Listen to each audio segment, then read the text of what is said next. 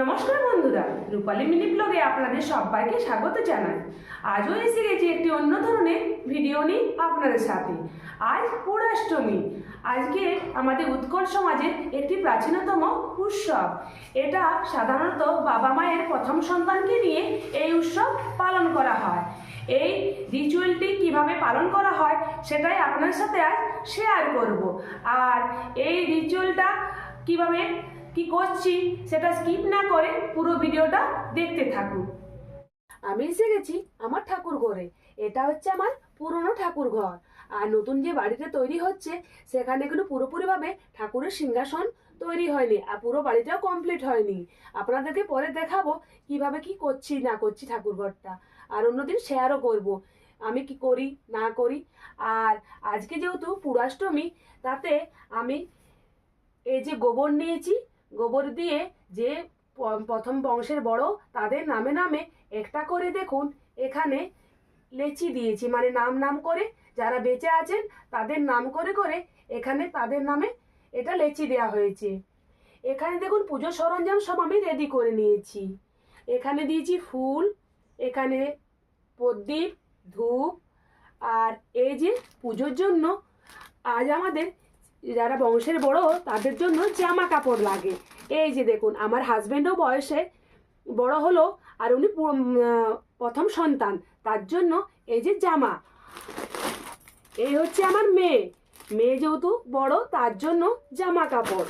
আর আমিও আমার বাবা মায়ের প্রথম সন্তান, তার জন্য আমার জন্য নিয়ে এসেছে আমার হাজবেন্ড শাড়ি। এটা আজ প্রথম ঠাকুরকে দেওয়া হবে, তারপর আমরা পড়তে পাবো। এখন আমরা পড়তে পাবো না। আর এখানে দেখুন আমাদের নিয়মে আছে ঠাকুরের জন্য 9টি গোড়গোড়া, একটু বেগুন পোড়া, ঘি দিয়ে মাখানো, আর চাছি। এটা আমাদের ঠাকুরকে লাগবে ভোগে। আর এই যে দেখুন এবারে পুজোটা ওর বাবা এসে শুরু করবে। আমার শ্বশুরমশাই আসতে পারেননি কাজের সূত্রে, তাই ওর বাবাই শুরু করবে পুজোটা। চলুন বাকিটাও আপনাদেরকে পরে শেয়ার করছি। আমার হাজব্যান্ড পুজো করা শুরু করে দিয়েছে।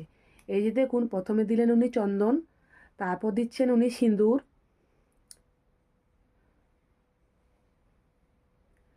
নামে নামে যে গোবরের ইয়েগুলো দেওয়া আছে তাতে উনি সিঁদুর, হলুদ আর চন্দন পরাবেন। আর আমপল্লব যেহেতু দেওয়া আছে ঘটে, আমপল্লবতেও দেবে, আর ওখানে একটা হর্তকি আছে, হর্তকিতেও দেবে। আর ওখানে যেহেতু আমার আগেই দেবতা যে পুজো করা হয় 12 মাস, সেখানেও উনি সিঁদুর, হলুদ সব কিছু দেবেন। এইভাবে উনি পুজোটা শুরু করেছেন।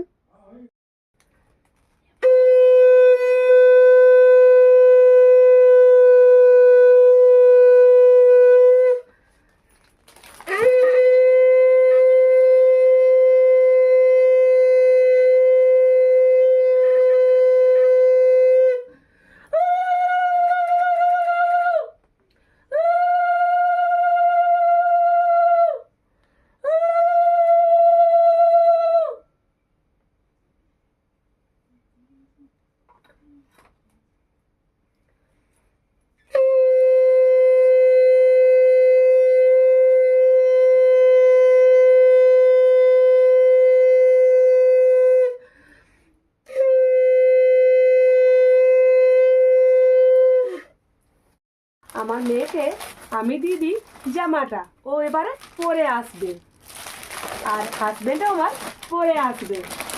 আর এই যে রইল আমারটা, আমিও এবারে পরে নিই। চলুন হাজবেন্ড এবারে আমাদেরকে আশীর্বাদ করবে এবং উঠতে দিবে।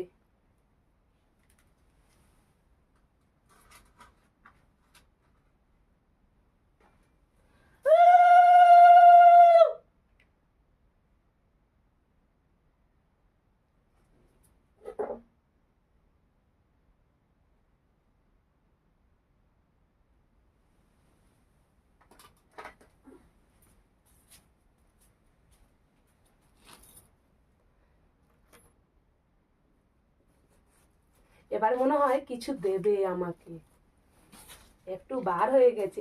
এই যে দেখুন বন্ধুরা, আমার কিন্তু হাত খরচে পেয়ে গেছি। আর আমার মেয়েও কিন্তু বেরিয়েছে, এসো একটু প্রণাম করি। আমি আমার হাজবেন্ডকে প্রণাম করছি আর ওর বাবাকে প্রণাম করছে। এবারে আমি আমার মেয়েকে বরণ করব। ওর কাকিমা ওকে উঠতে দিচ্ছে।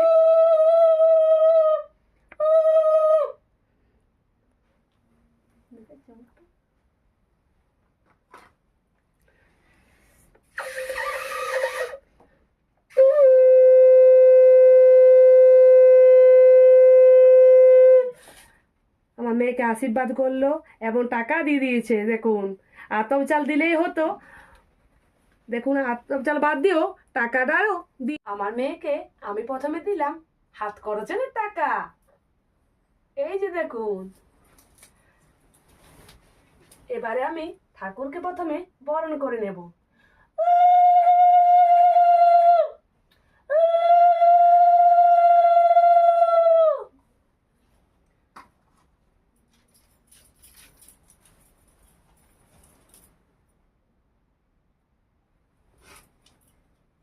এবার আমি আমার মেয়েকে আশীর্বাদ করব বরণ করে।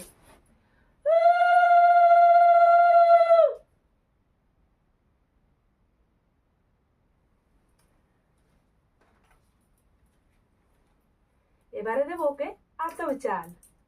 ওর যেমন পড়াশোনা সফলভাবে করতে পারে আর ওর নিজের ইচ্ছে যেমন পূর্ণ হয়।